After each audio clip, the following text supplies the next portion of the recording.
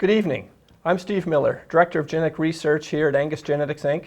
And I'm very pleased tonight to welcome you to our next webinar in the Angus University series, Facts About Foot Scoring. And tonight, Kelli Retallick, Genetic Services Director here at AGI, is going to be taking you through the foot scoring system, how scores are collected, what those EPDs mean, what they mean in the population, and how the foot score EPDs are working into our new $M and $C economic indexes. Throughout tonight, we encourage you to, if you have questions, to ask questions. You can ask those on screen. You go down to the bottom of your screen there, you'll see Q&A, and there's a chat box. And put your question in there and hit send. And I'll be working off screen. I'll leave Kelli here in a few minutes, and I'll be off screen working to compile those questions. I'll come back on at the end, and together we'll work our way through those questions as best we can. So without further ado, Kelli, the floor is yours. Well, thank you, Steve, and thank you everyone for being here tonight. We're super excited to present facts about foot scoring with you here tonight, and just to kind of give you a little bit of a lay of the land of what tonight's going to really be a part of. We're going to start all the way from the beginning. We're going to talk about why we even developed this foot scoring system, how we went through that process, really how do we use those foot scores to go out and actually score cattle in your individual fields, on your individual ranches. And then basically, when those scores get sent back to the association, how exactly are we using that data to basically go in and do that genetic evaluation? How are we incorporating into things like $M? So if you stay with us all the way to the end tonight, one other fun thing that we'll do is we'll actually do some interactive scoring, some interactive polling where you can participate and score alongside of us. Some foot pictures that our RMs were so kind and generous to send in to us. So with that, we'll kind of get started. So the first thing I just want to review is kind of how did we get to where we are today? In 2015, a scoring system was put out, but actually before that, it was really you, the breeders, that came to the association board, and subsequently the association board came to the staff at AAA that said, hey, we're seeing some issues out there in feet in our Angus cattle. We want to get this corrected not only for ourselves, but basically for our commercial cattlemen. And what can you do to help us? And so that really set the association and AGI on the path to figure out how do we make foot conformation better for Angus producers and commercial customers. So in 2015, we began scoring. In the summer of 2017, basically we had enough scores to start looking at could we get basically heritability estimates and variance components on the foot scores that we had in there. So we went through that process. We looked at those yearling scores. We found a heritability of about 25% or 0.25 for both foot angle and claw set. And that really launched us into this research EPD environment where basically in January of 2018, we were able to actually release a research EPD. And as you guys know, those research EPDs are basically, a one-time EPD run with the EPDs that are in the system. And then we had that list of AI sires that got printed out and was available for you all to kind of start getting your hands wrapped around the data that we were putting out at AGI. So in February of 2018, the board of directors really started to look at those scores and identified a research project for us to go after as the staff of AGI, where we actually hired interns to go out and score feet in the summer of 2018. And we targeted herds that were large herds, had genotyped females, and had a lot of mature females that were genotyped, and actually went out and scored animals not only that were yearling age cattle, because we had a lot of those types of scores in the database, but moreover scoring cattle that were 2, 3, 4, 5, 6, 7, 8 years of age, 8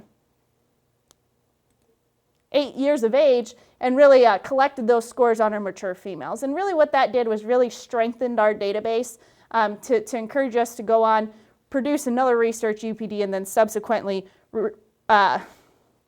basically released those 2 production EPDs last May. So when we talk about the system that we use, one thing that we knew was that we were going to be relying on you guys as breeders to basically collect those scores and send them into the association. Unlike the dairy industry where they have classifiers to go out and collect these types of phenotypes, it's as far as these functional traits that the dairy industry would also collect, we knew that we had to give you all a scoring system that was simple enough for you guys to get out and use and would use, frankly. It needed to be self-explanatory. We needed to make sure that you guys could pick it up and you could run with it, and you felt comfortable with taking out those scoring sheets and starting to score your own individual animals. We needed to make sure that it was going to pinpoint the issues that you all brought up to us as members to the association board and then AGI staff. And then obviously we wanted it to be useful for genetic evaluation. Because at the end of the day, we wanted to basically get you a genetic selection tool to help us improve these foot conformation issues that we were seeing in the Angus breed. So we took a page out of the Australian Angus book. They actually have been collecting some of these phenotypes as far as foot angle and claw set for quite some time. As you guys know, the Australian kind of system is a lot more grazing, intensive grazing, and really surrounds that type of industry. And so, you know, these conformation traits were readily important to them. And so from them, and kind of working back and forth with them, we've identified basically two traits, right? Foot angle and claw set. And we were able to use these two traits and create this 1 through 9 scoring system where we're working inward from both ends of the scale and trying to reach that 5 or that ideal score. And so with these two scores, we're able to basically use these scores in a genetic evaluation that helps you make genetic selection process. So let's dive into this scoring system a little bit more. And I think the one thing that people find handy with this scoring system is that you can actually order this scorecard, right off of the website there that's on your screen, and you can get these hard-coded scoring cards to actually take out with you in the field. I find that it's very good if I can reference that scoring system as I'm out there looking at cattle's foot angle and claw set EPDs to really make sure that my baseline is staying solid and that we can actually get good scores back to the association. So when we think of this particular scoring system, the first trait that we're going to look at is foot angle. So foot angle is really going to be about that angle of the pasture to the ground. And when we look at a 5, that's going to be our ideal foot angle. And what we want to think about there is basically a 45-degree angle in its pasturing and appropriate heel depth. We want to make sure that that heel is appropriate so that way that animal can get around and move. When we think of a 9 and a 1, basically 1 is going to be your extreme end where she's going to be extremely straight up through that pasturing and through her toes. She's probably going to be straight up through her shoulder when we start to look at her a bit higher from that angle of the pasturing.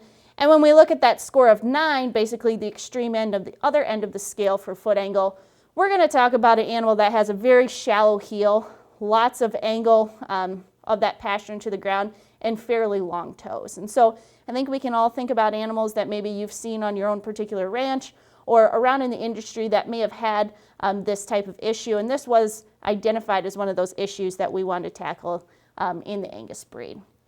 The other one that's almost probably a little bit easier to see in my mind is this claw set foot score. So claw set is really going to be all about how those toes, how symmetrical those toes are coming out of that hoof. And so when we think of an ideal foot score of 5, basically those are going to be 2 symmetrical toes that are pointed straight forward. If we go to the extreme end, on the lower end, a score of 1, those are going to be toes that are basically completely divergent. So I always use the example that if you can ever think about large sows in a farrowing house, right? A lot of times you can start to see their toes start to diverge and separate. That's really what we're talking about when we're talking about that extreme divergence that we would see with our 1 foot scores. We go to the extreme upper end of the scale. That's going to be where our claws are completely crossing over one another. So you can see there in the picture that we have for number 9, you can actually see that those toes are completely curling over one another. And so those are the 2 scores that we identified. Those are kind of the scoring system as we move throughout that. And then obviously we score them on whole scores. And so we don't take half measurements. So, you know, you have to decide whether she's a 5 or a 6. We can't call her a 5.5. So whole scoring units as we work throughout this scoring scale. When we talk about trying to evaluate these scores, the one thing that seems pretty obvious, but the one thing we need to think about is make sure we're scoring them on a hard surface. Obviously, you know, we're just kind of in the spring season and getting through spring. There's a lot of mud out there today. If we were to go out to a lot of our lots, we wouldn't be able to really see the foot angle and the claw set very clearly. So if we can score them on a hard surface, not in a chute, in a place where they can naturally stand so you can really see where their natural position of their pastern is, and their natural position of their cloth set is. That's really what's going to be best. And so as you're working those cattle, if there's an alleyway or a pen, either before they enter the chute or after they exit the chute, that's really kind of the best way to be able to capture some of these scores. The second point there is to make sure you use one score throughout the day. I know sometimes this could probably be a bit exhausting if you're running through a group of 200 animals. You have one score designated for those 200. They may get fatigued, but the one thing we need to remember is we really need the same score to be scoring those animals throughout that entire contemporary group, right? We want to try to eliminate as much noise or variation in this data as we possibly can. And so we want to make sure that we really have that one score identified that's going to score the entire group. The last point there is do not score and submit scores on cattle who've had their feet trimmed. Obviously, we know at the association that sometimes there's instances where, you know, an animal gets hurt, a foot needs to be trimmed, but we're not trying to find ways, right, and identify cattle whose feet can actually be trimmed into an ideal, right, claw set and foot angle score. We want to find those animals who do it naturally. So if for some reason you do have to trim a hoof and you identify those animals that you trim, just don't score them after you trim them. Don't submit those scores because we don't want to create noise in your contemporary group data. This picture that we actually see here is actually submitted by a member. They've created a designated foot scoring area for their herd. They're really serious about foot scoring, and they try to foot score every animal that comes through the chute. So they've designed these platforms that basically after they come out of that exit gate at the head of the chute, they can go on there and then they can take their time, right, and basically score that animal for their individual feet. So you can see a drain there in the middle. That's an area they can keep clean. That's an area that they've designated, and we really encourage that. Can you designate a foot scoring area for your particular herd? The next thing that we want to talk about is when we start to score, we get this question of, well, do I have to score all 4 feet? What foot should I score? Should it be an average of all 4 feet combined? And the thing that we need to do is we need to step back. We need to analyze that animal. We need to look at all 4 feet, and we want to identify the worst foot.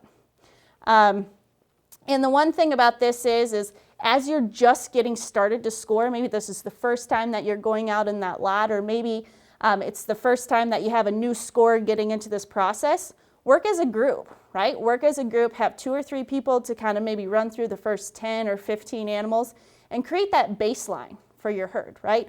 Come to a consensus, agree on those scores, and then allow that one person to go forward throughout the rest of the day. And I think that builds confidence, right, in our scores. That builds confidence in you as breeders to make sure that you're getting the right scores submitted. So set that baseline, step back, identify the worst foot, and then you're only going to submit the score on the worst foot for that animal, okay? Identify the worst foot for claw set and foot angle, and then send the scores in just on that foot. We're not taking an average of all 4. We're not scoring both front and back feet and submitting them separately. We're just identifying that first and worst foot and then submitting that score. So when is the best time to submit scores? I think this is something that we definitely get a lot of questions about, and something that we answer quite regularly. So the first thing you need to know is that your animals need to be at least 320 days of age before a score can be submitted and actually be used in the genetic evaluation. 320 days of age, as you guys know, is actually the first day that you can start submitting yearling weights. And so you'll hear us talk a lot about how we have yearling foot scores in the evaluation. Those are going to be scores from 320 to 440 days of age, but that doesn't mean we're limited to just that age window to get these scores submitted to the association. Another thing we hear is that, well, if my animals are only a year of age, to be real honest, I don't see a whole lot of variation, right? I don't see a whole lot of differences in foot conformation. It's not going to lead me to separate or re-rank those animals on foot score, so what should I do? And I think there's a really simple answer to this. We wait, right? We wait and we figure out, and we wait until we start to see those animals starting to express some differences. And so if you're a producer who maybe sells 2-year-old bulls or 18-month-old bulls, or even if you're selling yearling bulls, but your sale isn't exactly in January and you're going to keep them for another 3 months before sale day, score them as late as you can. And that's really important when we start to talk about bulls, is because your bull group, as soon as your sale's over, what happens to your bulls? Right? They're going to go off, they're going to get delivered, they're never going to be in their same contemporary group again. A lot of those bulls are going to go out to commercial breeders, and you're never going to be able to capture the full variation in that large contemporary group. So specifically when we're talking about bulls, remember, if you want to try to capture those scores, obviously you're going to have to score them before they're ever going to leave your place. Another answer to this question is score before you cull. Okay, I got a call from a breeder the other day, and they asked, well, should I score? I'm gonna run them through. I'm gonna take yearling weight. Should I score my group of females right now and then score them again at heifer preg check time? And my answer to him was, well, if you're gonna cull individual animals between that time period, between when you're gonna run them through and gonna weigh them for yearling time, and when you're gonna basically after you're gonna get them bred and you're gonna preg check them, and you're gonna cull animals on foot structure, you need to score them now.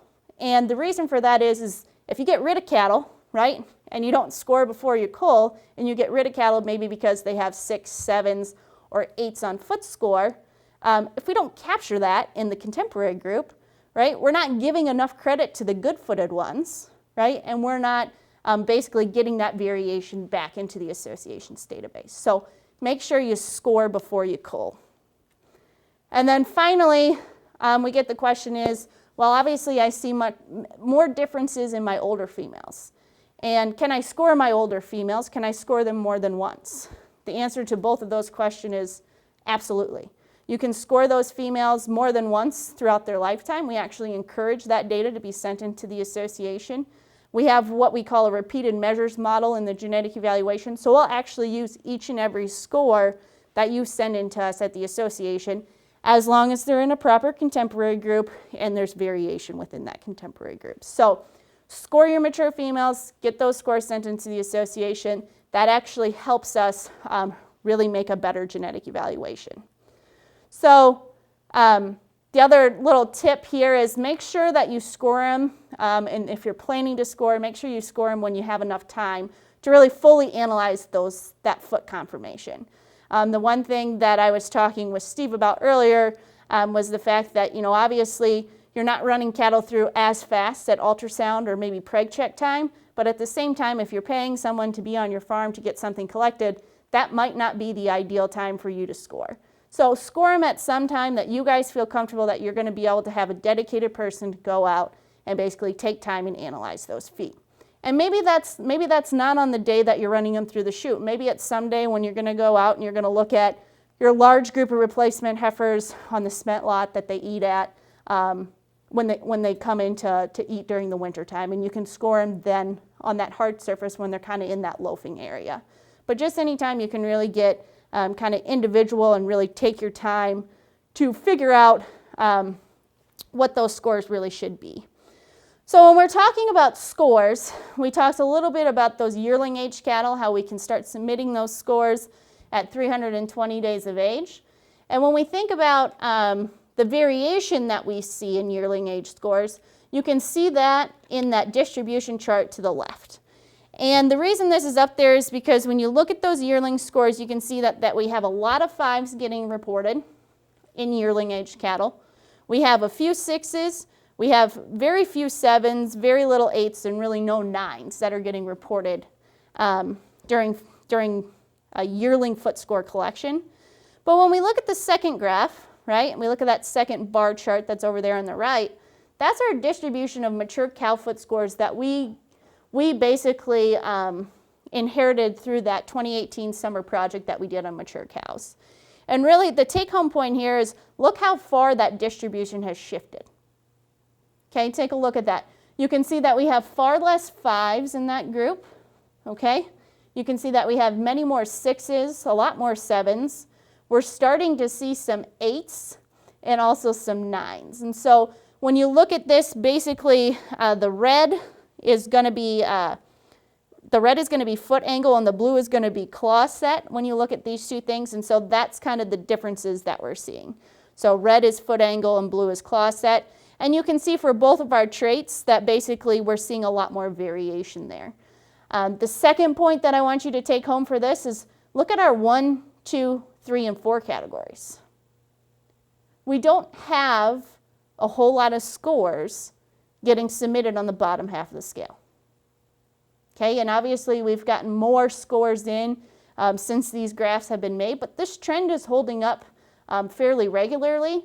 We're not seeing you all submitting those scores in the 1, 2, 3, and 4 categories. And so I think that begs the question, well, if I'm not going to use, right, and if AGI is not going to use the 1 through 4 scores in the genetic evaluation, should we basically continue to report that data? And the answer to that question is absolutely. I think the one thing we need to understand here is we are getting that variation in that top half of that scale in the 5 through 9 categories.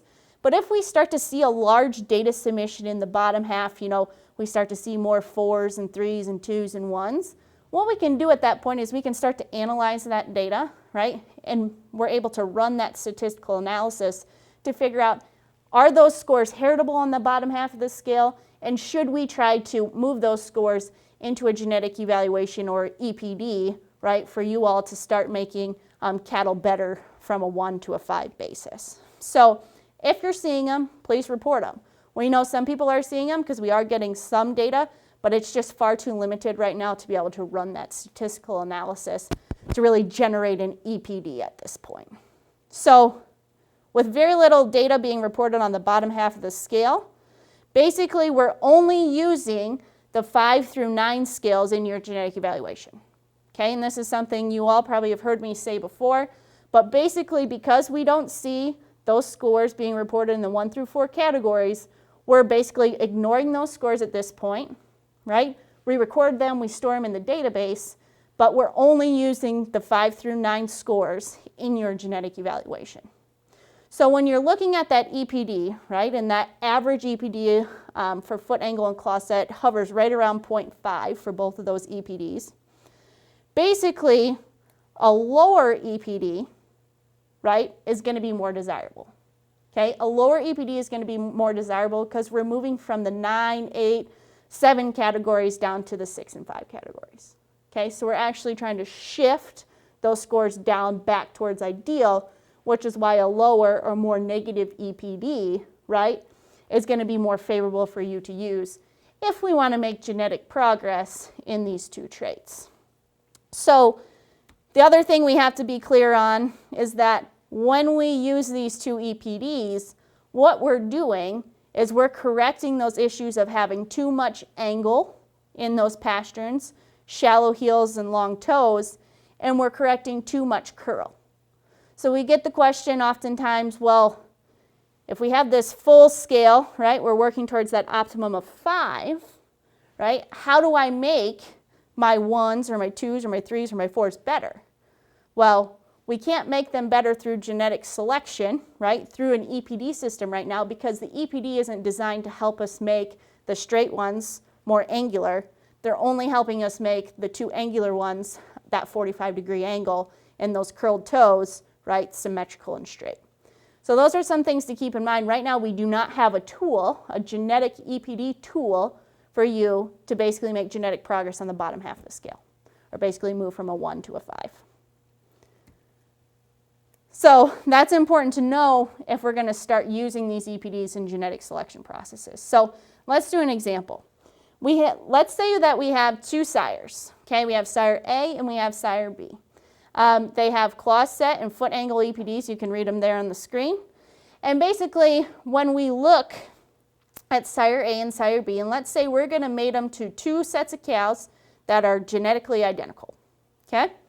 We're going to mate them to 2 sets of cows that are genetically identical. And basically, if we take the claw set EPD, because sire A has a 1.17 claw set EPD and sire B has a 0.17 claw set EPD, the difference there is 1. So what we would predict is that sire B, on average, will have progeny, will produce progeny that score, on average, one score better on that scoring scale.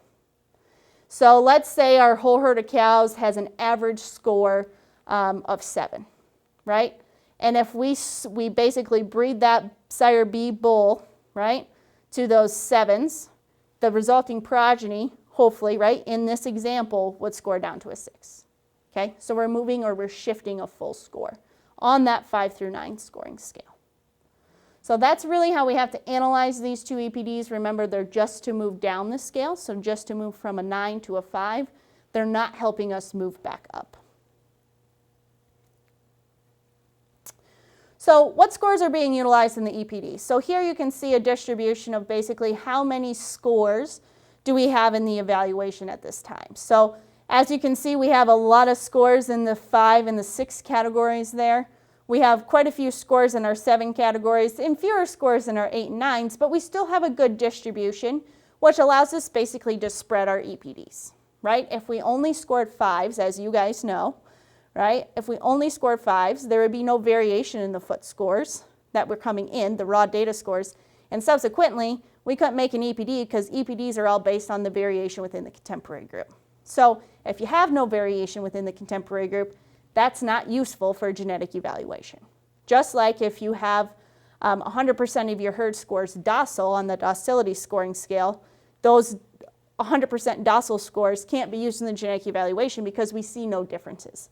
We have to have differences when we're talking about scores being utilized in the genetic evaluation. So currently right now, fun fact, we have about 34,000 claw set and foot angle scores that are being used in your genetic evaluation. So we have more raw scores that are being submitted, but they're getting edited out because they're not in proper contemporary groups. There's no variation in the contemporary groups, or maybe they're falling in those 1 through 4 categories. So if you're going out and you say, how am I going to make my scores count? If I'm going to spend the time to score my cattle, I'm going to spend the time to score my mature females, I want to make sure that your hard work is paying off. So how do we make that happen? So first of all, you got to make sure your cattle are at least 320 days of age or older. This foot score data is going to be tied to the yearling contemporary group. So that means anybody who is in a yearling contemporary group at yearling time, if I'm going to score those females at 2 or 3 years of age, it's going to be tied back to that yearling contemporary group. So by the time we get to your 7, 8, 9-year-olds, if there's only one, right, 9-year-old left to score, right, and she's around because she still has good feet, well, if she's the only one left in your contemporary group that she would have had at yearling time, that one record, right, contemporary groups of 1, aren't useful for genetic evaluation. So we're not going to be able to use that score. So kind of remember that as you go out and you plan, when I should score, how many times I should score my females. Obviously the larger contemporary groups are probably going to be at earlier ages. Like we said, if we have no variation in that contemporary group, we can't use that contemporary group. So sometimes, you go out, you score your yearling animals, you don't see any variation, you score them all 5s because that's what they are on that day. Well, if you're going to sit down and take the time to submit those scores, just to let you know, we can't use those scores in the evaluation. So if you've scored 60 yearling bulls, they all score a 5. Don't sit down and try to submit that data into the database because at that point in time, at least for the purposes of a genetic evaluation, because at that time there's no useful data for us to use because the entire contemporary group scores a 5. So something really important to remember as we move through this process. Again, 1 through 4 scores aren't used, and we'll use repeated measures on older females. So if you want to score basically your 2-year-olds, maybe you score your 2-year-olds, you score them at 3, 4, and then maybe you don't score them again till 6 years of age. Just try to manifest in your head, when do you make the most culling decisions on foot conformation, and try to collect those scores basically before you would cull anything for foot conformation. Another question that I get quite often are genomics being used? I think one thing that you all basically as very good breeders have noticed is that we don't have a genomic score for foot EPDs, for foot angle and claw set. And we've got the question in the past, well, does that mean that we don't use genomics in those EPDs? And that's not the case. The reason there is no genomic score is because you and I both know that's an older technology, that the GEPD is going to be the most valuable, most accurate tool for you to use to make genetic selection process on foot progress, on foot angle and claw set. So while we're not generating a genomic score, we are using genomics in the genetic evaluation for foot score. We're using it with your single-step methodology. So here you can see two brothers, they're flush mates, and you can see that they actually have different EPDs. They still hover fairly close to breed average because there's not a lot of data submission around these animals as far as foot angle and claw set go, but you are going to see differences in your flush mates and your full brothers and your full sisters if you're going to genomic test those animals. The other thing that you'll probably notice is as you genomic test, if you're not submitting these scores to the association, you're not participating in foot scoring, your accuracy increases, right, due to genomics, right, on these foot score EPDs, foot angle and claw set, aren't going to increase as greatly as something like birth weight. So a lot of times when we genotype an animal for birth weight, we're going to get up to 0.45, 0.5 accuracy levels for birth weight EPD. Whereas a lot of times with our foot angle and claw set EPDs, we won't reach those same levels. A lot of that has to do with the amount of data, right, that's driving those genomic predictions. Obviously, foot score has 30,000 records behind it, right? Something like birth weight has millions of records behind it. So the genomics are going to be able to basically use those millions of data points for birth weight to drive up that genomic accuracy a little bit more than what it has to work with foot score. But that doesn't mean that we're not using genomics in that genetic evaluation, because we sure are. The other question a lot of times we get is when we look at basically the ranking of our individual animals, and I'm sure you've all seen this, it doesn't seem like there's a whole lot of spread, right, in our EPD right now. And that is a little bit of function of basically just continuing to capture more scores with more variation. Obviously, the more variation we see in the raw scores, the more variation we're going to see in these EPDs. And so when we look at, let's say, the 85th percentile, right, we go down to 85th, it's about a 0.59. The 50th percentile, or right around average, is about a 0.5. And the top 15% is around a 0.42. So the difference between the top 15% of the breed and the bottom 85% of the breed is 0.17, okay? And a lot of times we get questions about that. Well, if there's not that much spread in this EPD, is it really a good tool for us to use? And should we put a lot of merit on these foot score EPDs right now, because the spread isn't as large as something that we would consider larger spread in some of our EPDs that have been around a little bit longer. So let's walk through a scenario about this, okay? So this is actually a group of data that we collected through our mature cow foot scoring project. And you can see there that basically the average herd score is right around 6.4. And the average herd score is around 6.4, and that means that there's about 5.4% of my females that score an 8 or above. Okay, so let's say I'm a real stickler and I'm going to say I'm going to cull anything over a +8. Okay, 8 and over, they're gone. In this particular herd, right, when we scored them right off, that's about 125 females that I would send on the trailer.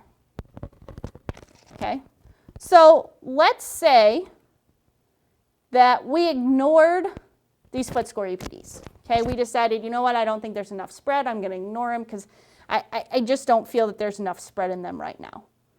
Okay, so I'm going to ignore, right, that foot score EPD that has that spread. And let's say that we shifted our herd, right, on foot score EPDs from the top 15%, right, to the bottom 85% on average, you know, just because we weren't putting foot score selection pressure on it. So we would shift this entire distribution of data by plus 0.17. And remember, if we add to our foot score EPDs, that means it's worse. Okay?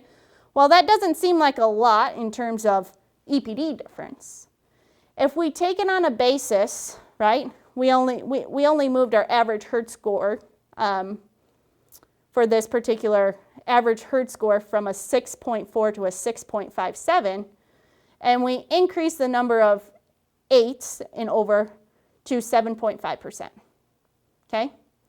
That's actually a 40% increase in the number of cows that would have an 8 or over, right, foot score in this herd. So in the same scenario that we were just talking about, let's say, okay, I'm going to be a stickler and I'm going to cull these cows. Well, if I ignore, right, selection pressure on foot EPDs and I make them even 0.17 score on average worse across the population, we're now going to move those 125 females that we culled previously to 171. That's 46 more females that we would cull, right, even if we shifted the distribution, right, up by plus 0.17. Okay? I'm going to let you take that home. Think about that. Is that important enough for you guys, right, to take into consideration? Would culling 46 more females, right, and having to replace those females with younger females that are going to be expensive to develop, or better yet, your commercial producer having to replace an additional 46 females, right, with females they're either buying, right, or they're replacing within their own herd, is that economically relevant for them?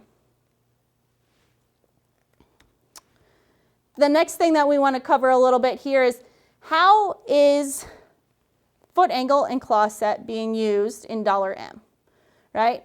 If we select on $M over time, basically because $M includes these 2 foot score EPDs and actually has a downward selection pressure on them, meaning we want to decrease the foot score EPDs through this index, because we know that if we have a bad-footed animal, her chances of getting culled because of that bad foot, right, or because of those structural issues goes up.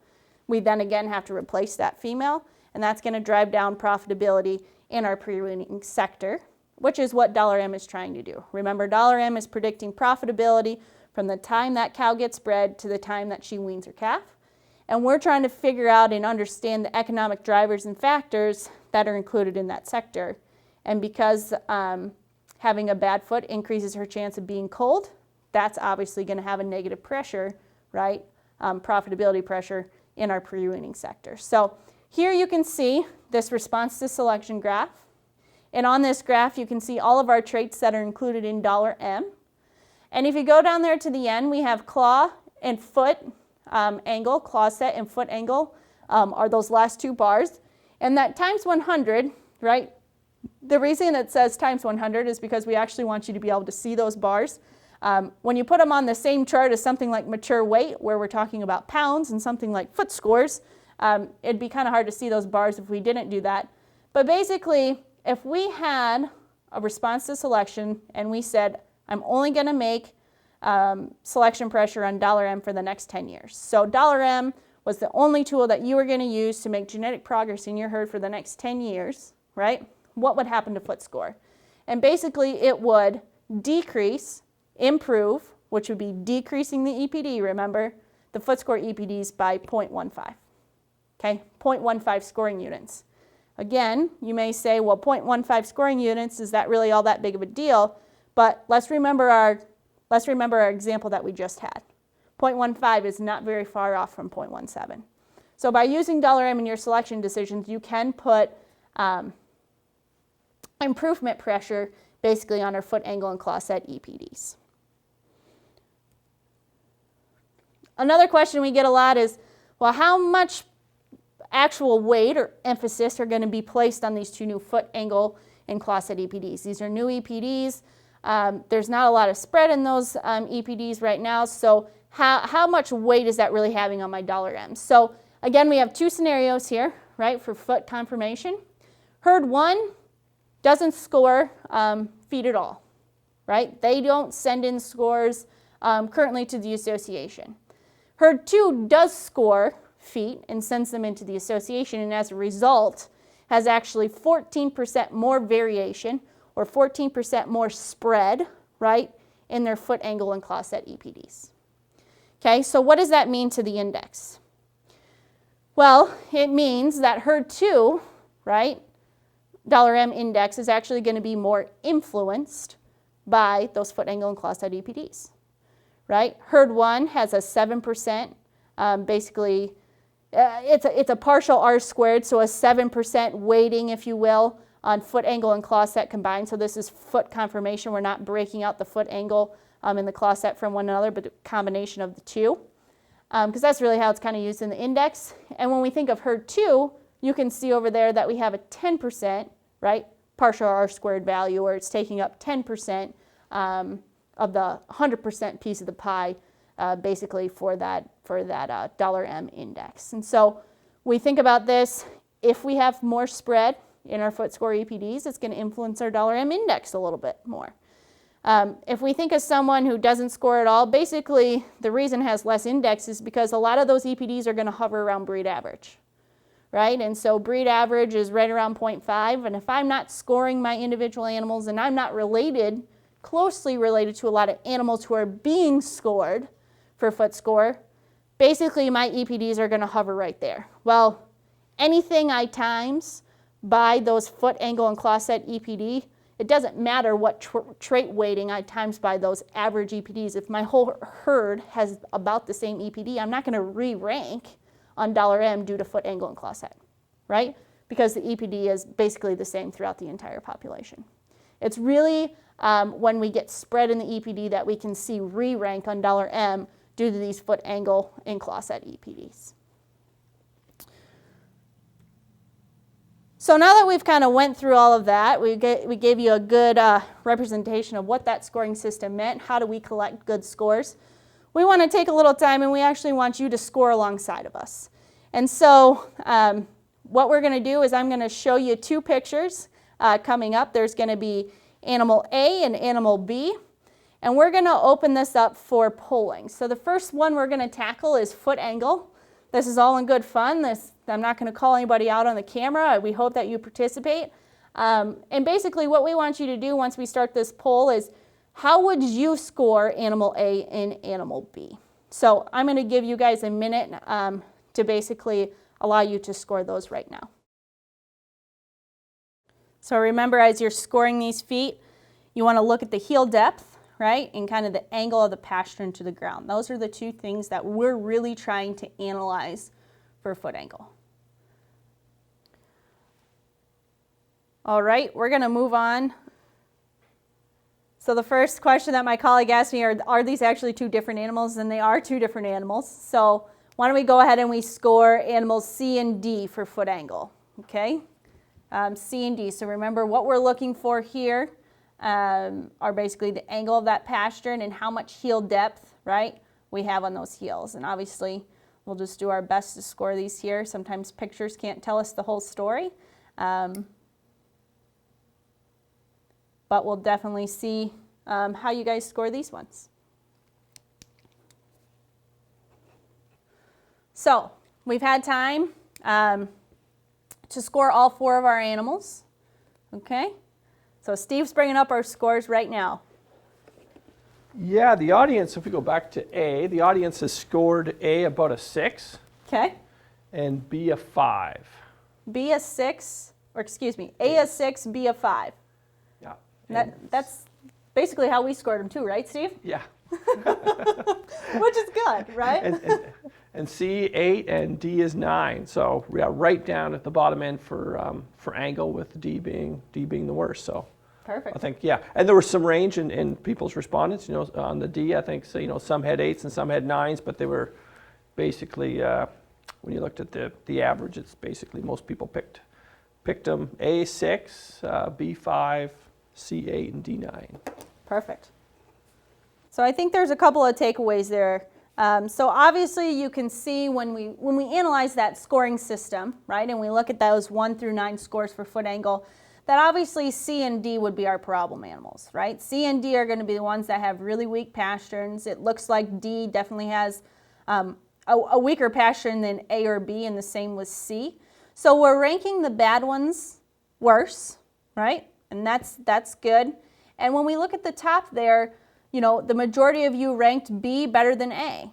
So even on some of those scores that maybe you said A was a 7 and B was a 6 or something like that, as long as we're getting them in the right order, that's really what matters. So a lot of times we get those questions, well, you know, your 6 may be my 5, or or, you know, I score my feet and I'm harder on my feet than my neighbor is, and I don't feel comfortable sending those scores in. Really, you know, at the end of the day, we're talking about the ranking of those animals. And you guys ranked them very similarly to what we did. Obviously, we didn't do that together. And that's something that you got to keep in mind. Have confidence when you're going out and scoring in, and make sure you set your own baseline and you score them true to yourself. Okay, so now we're going to move on to class set. Sometimes people think class set is easier than scoring your foot angle. You know, you're not trying to define that 45-degree angle line on those cattle standing out on concrete. So we're going to give you a minute here, and we want you to score some class set. So class set, again, a 1 through 9 scoring system. Use the whole scale, even though you know, we've been talking about all night that we only use the 5 through 9s in the genetic evaluation. Feel free to use the whole scale. And let's score these animals. That's how we should do it out in the field, and we want to continue to do that through this process. So remember, a 5 is going to be our ideal foot angle and claw set, straight symmetrical toes. A 9 are going to be toes that are completely curled over one another, and then your 1s are going to be completely divergent. All right, looks like the results are in for those two. So let's go to our next two. Okay, little more differences here. Maybe prominent. The pictures are a little more prominent. So again, score them. Use the full scoring scale. Score them as you wish.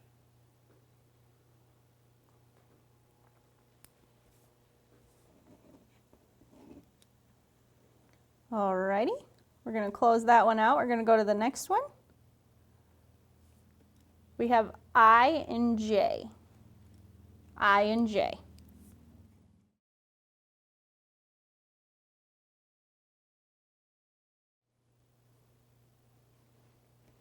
Okay, and then your last two, K and L.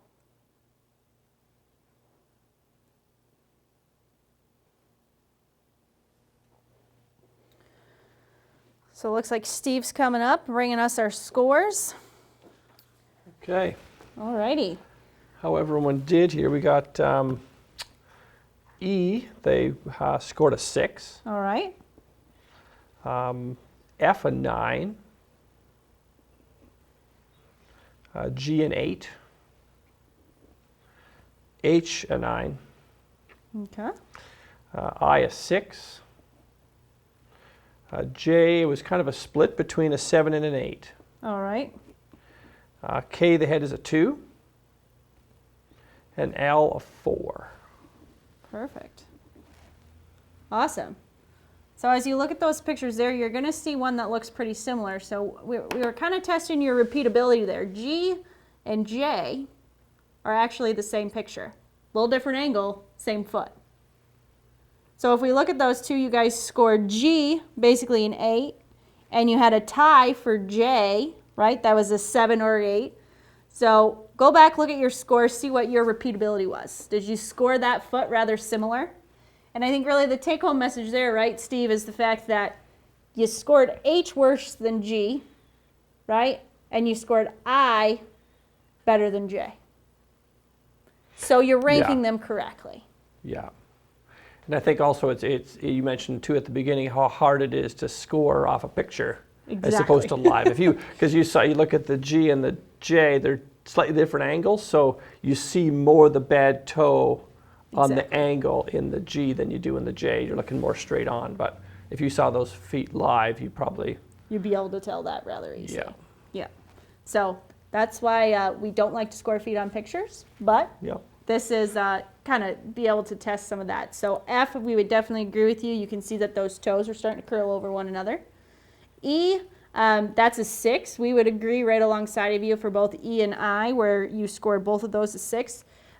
We don't have any 5s up here, but E and I, and I think Steve would concur, those are good feet, right? At this point in time, you know, they're good feet, even though we're not scoring them an ideal foot. Yeah. It's still a good foot, right? And then your K and L's. So we talk about those scores that are less recorded, but we found 2 pictures of them to put in this presentation. Yeah.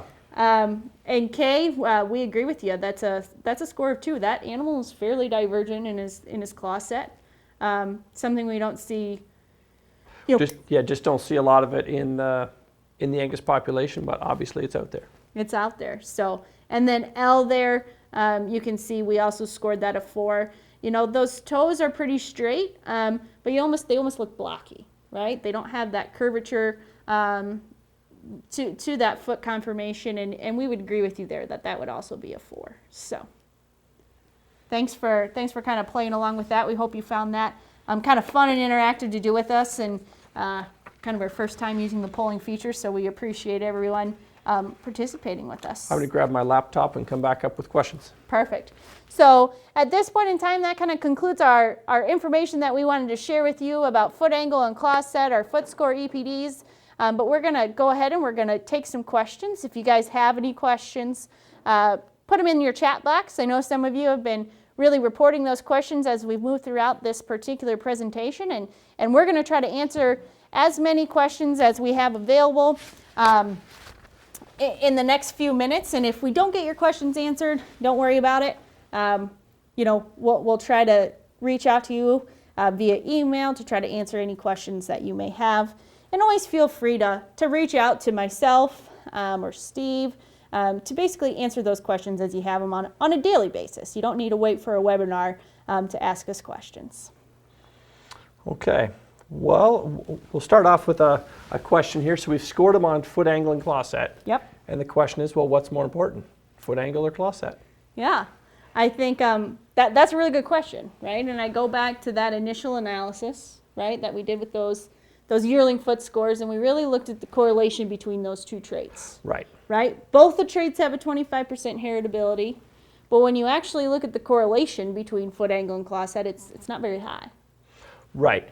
Yeah. So yeah, if you were selecting for you're really improving foot angle, you're not really going to improve claw set. They're separate problems. Exactly. So they're separate issues. So I guess when we talk about the importance of which one's more important, it's which one are you having issues with in your herd, right? Which one do you find is causing you to have to cull females out of your herd, or maybe have those calls from your bull buyers that say, hey, my foot's gone bad, I need a replacement bull, or can I get a credit in your sale for next year? So really kind of depends on what you're seeing in your own herd, to be real honest. Yeah. I guess I look at it, they're both important. So if the cow that got on the truck, you're culling her for bad feet and she had a claw set problem, then for her, claw set was most important. Right. The one that got ad for having really long toes on the back, it was probably an angle problem on her. So they're both important. And like Kelly said, the heritability. And that was one of the questions that came up. What's the heritability? And it's basically the same for both. Yep. And that's 25%. And it's related a little bit to some of the other questions in here. Is how does environment play a role? Sure. How much of this is due to the environment versus due to genetics, and that heritability at 25% is an estimate of that. 25% of the variation that we see in claw set and foot angles due to genetics, and 75% of it is due to environment. And that's really similar to other traits like, say, weaning weight. Similar heritability, the differences you see in weaning weight, most of it's due to the environment, but there is a significant genetic component. So 25% is actually pretty high. We looked at heritability in other, for example, dairy cattle, Holsteins, where they've done a lot of scoring. The heritability in their national genetic evaluation is about 15%. So we're actually seeing more of a genetic component with our scores than they're seeing there in Holsteins, which is kind of interesting. So, right. So on the kind of environmental question along the same line, is there a difference in environmental conditions? So you got cattle maybe on a bedded pack in the winter versus those that are out, roughing it on frozen ground on corn stalks or something. The hoof growth in those two groups is probably different. Right. So how do we do an EPD where I scored my cattle on a bedded pack with corn silage, Yep. and my neighbors got them out on hard ground, and my scores are different than his, but how can we put them together in the same EPD? Right. So this really goes back to the basis of genetic evaluation, right? And the idea of building contemporary groups.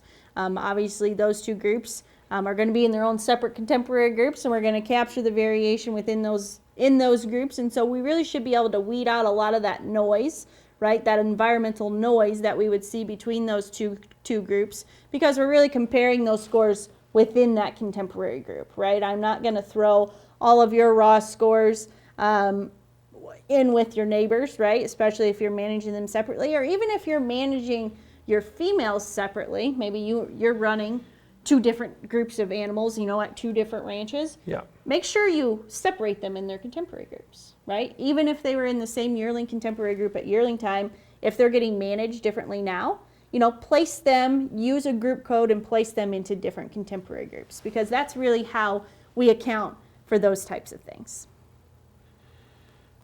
Okay. Just got to get my questions here.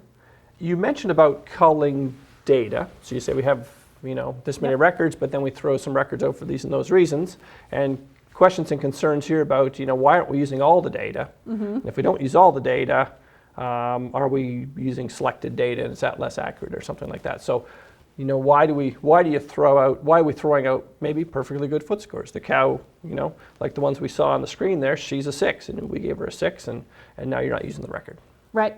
So really the only data edits that we're doing or the records that we're throwing away are really going to be around our contemporary group guidelines. So obviously if we have a record where she's in her own contemporary group, right? We can't have a contemporary group of 1, just like we can't have a contemporary group of 1 for weaning weight or birth weight or yearling weight or scroll circumference, right? We really need to be able to compare her against a different animal. So if you send in one animal and she's a 5, but you don't score the rest of the group, well, there's nothing to compare her to, so we can't give her credit, right?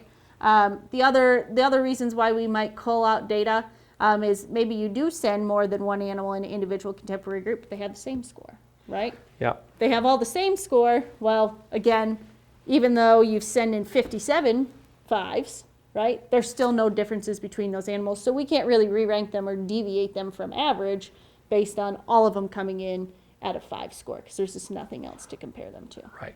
And that's not, and that was, you're hitting right on a question that came in here about, variation in the group. And if my actual scores are all 5s, then wouldn't that be good data?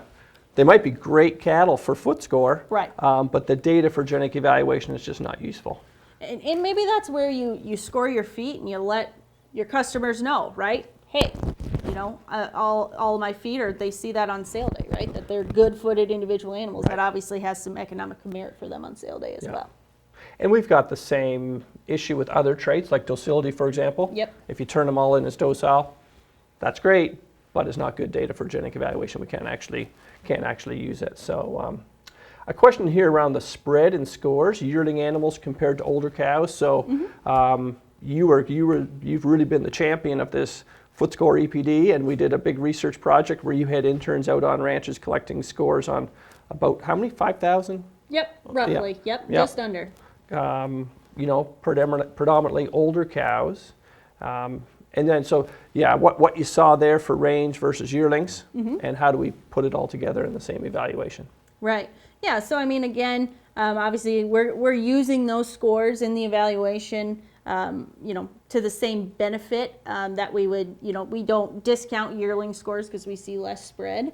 Or anything like that. It's not like a weighted index where we allow mature cow foot scores to actually be worth more.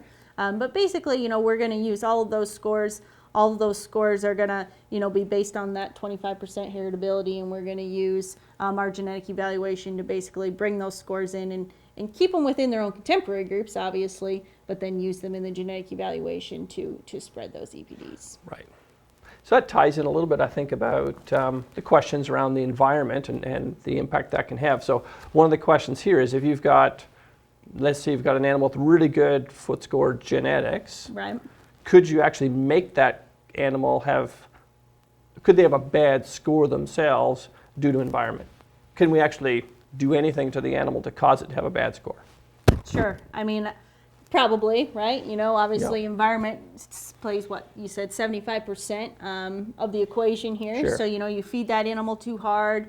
He's on cement for the majority of his growing period, things like that, where, maybe he's not walking around wearing off that long toe, things like that. Unfortunately, those are kind of kind of the basis, the kind of the noise in the system, right? Where 75% of it is due to the environment, and so once in a while you're going to get one that maybe you could change, or maybe he got injured, right? And he couldn't put his weight all on his foot at the same time, and it changed the way that toe grew out or something like that. And in those individuals where you've had an injury, or there was something that really impacted that animal to change his foot score, and maybe he hurt his shoulder, and so now his front hoof has a different conformation. Maybe we just don't score that animal. You don't send that information in because it was an environmental issue that caused that particular animal to have that type of foot score. Yeah. Is there a charge to submit foot scores like there is for weights? There's not a charge. Actually, when we talk about birth weight or weaning weight, obviously you have that $3 fee kind of at that processing time. That's actually our AHIR fee, right? That's our $3 processing fee to get your animal enrolled in AHIR, those types of things. But if you're submitting foot scores and you're not submitting, if you're just submitting foot scores, then there's no charge to submit foot scores into the association like there would be at that birth or weaning weight processing time. Yeah. Question here about foot angle. Are we looking at the angle of the pastern, or just how flat the heel is, or both? Yeah. So we're looking at both, right? We want to look at the angle of the pastern, but we also want to judge that heel depth. Obviously, those two things kind of go hand in hand. A lot of times, if you have a lot of angle, they're probably not going to have a ton of heel left underneath of them, because they're wearing that heel down because they just have so much angle and set to that pastern. But we really do want to analyze both as we're moving through that process. Yeah. Another question here is about, do you have more nines for foot angle or claw set? I'm just wondering about, you have your graph where you showed that. I don't know if you want to bring that back up again and see what the data tells us. So when you look at basically how many nines we're getting for foot angle and claw set, so foot angle there, we have about 70 nines that are being utilized in the evaluation and 179 claw sets. So a few more claw sets than foot angles. Yeah, but percentage-wise, it's not huge. Not hugely different. It's pretty similar distribution to both there. You talked about contemporary group sizes and animals in just their own contemporary group. Yep. And obviously, there's no variation there, so we can't use that. But what is the minimum contemporary group size? Yeah. So anytime that we talk about any data submission, especially with a trait with a 25% heritability, I like to aim for at least 10 or more in a contemporary group. You have to have at least 2, right, to be used in the genetic evaluation, but really we want to aim for 10 or more. Obviously, the larger contemporary group, understanding that, you have those contemporary groups because those animals are being managed the same, they're the same sex and all that good stuff. I mean, we want to make those contemporary groups as large as possible. Yeah. Question here about, do cattle get individual credit? So I think that's related to, if that animal has a score that's in a contemporary group and it gets used in the evaluation, then obviously that's going to contribute to its EPD. Yep. But a question here about, if you score the same animal multiple years, does that animal's accuracy increase? Yeah, so if you score that same animal in multiple years, as we send in those scores, we use that repeatability model for our genetic evaluation, and that actually is going to increase the accuracy or the prediction of that score. The one thing I do want to point out, that when you guys go online to look at those progeny counts to see how many scores, right, have been submitted, let's say on an individual sire, right? We can go to foot angle, we can look at that number underneath of there, and even though you can submit multiple scores, let's say on one of his daughters, she's only going to count as one progeny count when you look at that particular EPD. So if you have a herd bull that maybe you've scored his daughter 3 times, but he only shows up with one progeny count, that's because even though she has 3 scores in the evaluation, that progeny count feature is only unique animals. Sure. Yep. Okay. Going back to this question about every animal in the herd scoring the same. Mm-hmm. And the question here is, why don't we take let's say all the scores for that herd were 5s, mm-hmm. so why don't we compare it against just everyone else in the population? So if the average of the population is 5.6, then obviously I'm better than the average Angus. Why can't we do that for genetic evaluation? Right. Well, obviously that average score didn't come out of contemporary groups or come out of populations that all had the same environment, right? And so, Yeah. you know, just comparing them to average and not paying attention to the contemporary group that they're in, you know, that's not the correct way that we run Yeah. genetic evaluations, because, you know, that 5.6 probably has a lot of different environmental factors involved than on that particular ranch. Yes. Yeah, you know, foot score is no different than all our other traits. You know, we can't. You could have great weaning weights in your herd if you calve in great conditions and have great feeding program and you know wonderful weaning weights. That doesn't necessarily mean great genetics. Exactly. So we can't compare herd to herd, and that's why we have EPDs to start with. So. Right. Really, for any trait, the contemporary group's never going to go away, right, Steve? No, that's right. Yeah. Yeah, is there more weight given? This is I think a good question. Is there more weight given and higher accuracy if animals are scored in larger contemporary groups? The way the genetic evaluation works, the bigger the contemporary groups, the better. I'd say that's kind of advice. If you want to submit the most accurate data for the evaluation, you know, the bigger contemporary groups, the better. But the way the genetic evaluation actually works, it doesn't necessarily put bigger weighting into those bigger groups. Right. So the bigger groups in general, right, you should be able to capture more variation, right? Because you have more animals to score. True. Right? And so that's really why there would be maybe more spread in that contemporary group. Yeah. And you've got, you're trying to get an average for that group, and more animals on the average gives you more accuracy with that. So.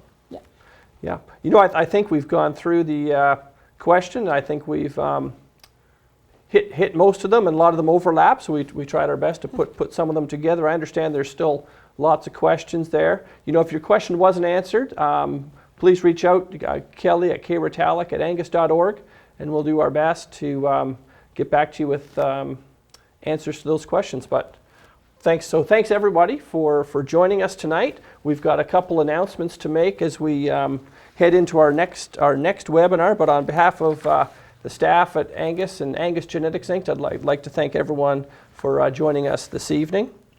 I'm excited to announce our next webinar from Angus University. It's going to be on May 26th, 7 p.m. Central, same time basically as this webinar. So stay tuned at angus.org. For information about that, and get yourself signed up, and hope that you will join us for that on the 26th. After we finish here tonight, your browser will be redirected to a survey, and we encourage you to complete that. You know, it really helps us to determine what's working good with these webinars, what we can improve on. You know, we want to deliver content that's going to help you as cattlemen and women on your operations make better decisions and be more profitable. That's why we're doing this. So we'd love to hear from you. A full recording of this webinar and a summary video is going to be available on the website afterwards. Please feel free, share that with others. You know, we want to get this content out there. We think it's a really important EPD for the Angus breed. And so get this information spread far and wide. So once again, thanks for joining us this evening. We hope you tune in again on May 26th. Any questions regarding the webinar, please visit angus.org, send us an email, or give us a call at 816-383-5100. Have a good night.